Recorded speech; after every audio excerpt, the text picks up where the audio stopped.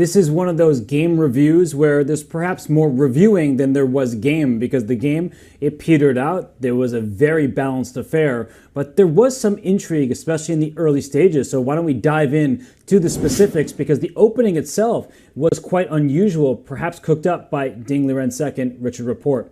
So we saw knight f3, already a change from game 2 when Ding Liren had the white pieces, and we saw a quiet approach, e3 on the second move. And as we continue right here, bishop e2, why did you play b3 and not develop your dark square bishop? The answer is apparent right here and right now. You saw the arrow for the light square bishop for black. Here, the dark square bishop for white says, how are you going to develop? You want to get your dark square bishop out in castle, but if you ever play a move like e6, then you get to capture on f8 from the white side, and you lose your right to castle, no matter if you take with the king or with the rook. So in the game, knight d7 was played, perhaps hinting at c5, but no, c5 would have allowed white to strike back with a move like c4 in response, just challenging the black center, perhaps leaving black eventually with an isolated queen pawn, which can be uncomfortable. So e6 was now played, and there's an essential difference. After the swap on f8, the knight could come back and capture. Neither rook nor king moves. The castle rights, they are still available. So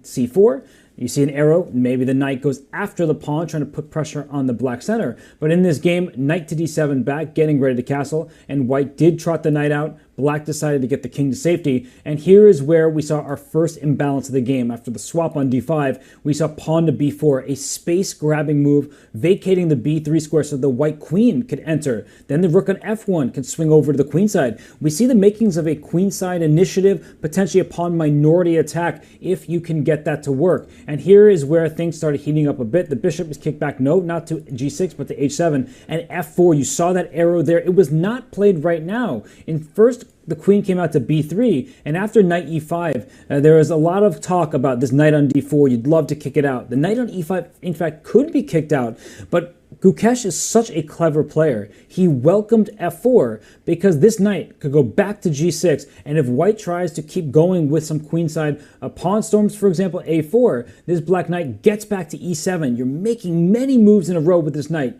e5, g6, e7, and that's not where the journey ends. After pawn a5, the black knight is just in time to get to the f5 square. And this is why black invited f4, to encourage the knight to go on its journey, to trade this wonderful piece on d4. And if this were to happen, now black is threatening to chisel. d4 is going to hurt. If white were to play d4, you regret ever putting your pawn on f4, because rook e8 comes with a shot at this e3 pawn. That's a backwards pawn and a permanent weakness. So as we go back to the game, no, not f4, but a4, and we had a lot of discussion about this move a5, because a5 is very interesting, but the problem is the black knight can't get back to c5. Yes, the pawn can go forward to c5. The engine may back all this up, but I think the theme here is that black center and queenside become quite vulnerable right away. So the engine, they can support this, they can hold on here, but to a human, this doesn't look all that appealing because there's a lot of pressure aimed towards the black weaknesses. So instead of all this, we saw rook c8, a great move, I would say,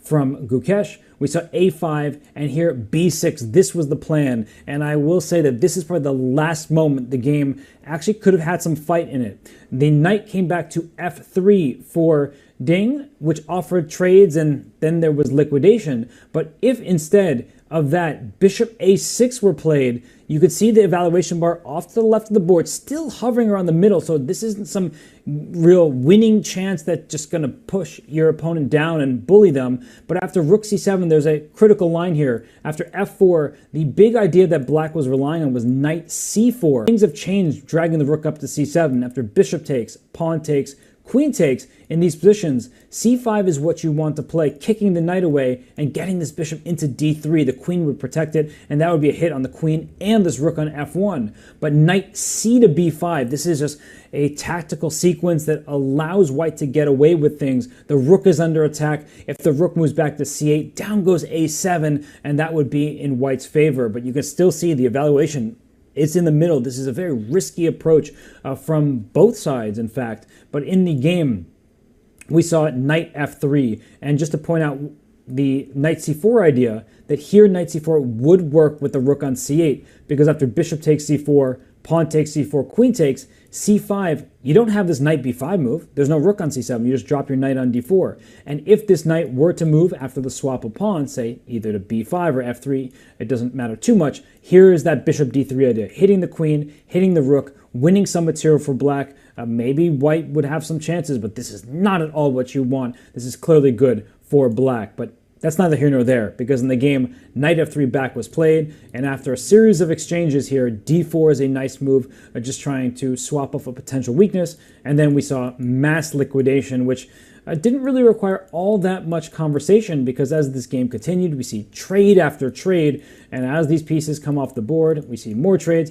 The last moment that actually required a little bit of thought here is, say, this move queen to c2. If you were to play queen c3, offering the trade of queens, that seems like a good idea, but immediately the bar plummets, because instead of the queen trade, which would be equal, you'll see it go right back toward the center, this is clearly an equal game and a draw, that black has a tactic available. And, instead of queen c2, queen c3 is where the tactic is. This queen covers h2, no escape square, no luft. And that means that it's war. Rook d1 check, deflection tactic. The rook has to capture because the king can't escape, as mentioned. And after rook takes d1, queen takes c3, black would be up material. But that, of course, was not going to happen. And after a bunch more moves, there was some small thing here or there where things could have changed. But ultimately, when all is said and done, the queens came off the board. We entered a rook endgame that is just clearly drawn. The draw was concluded on move 42. So an interesting opening. Bishop a3 by white instead of fianchettoing. Then an opportunity to perhaps flick in the move bishop a6, but there would have been some risk. But when all is said and done,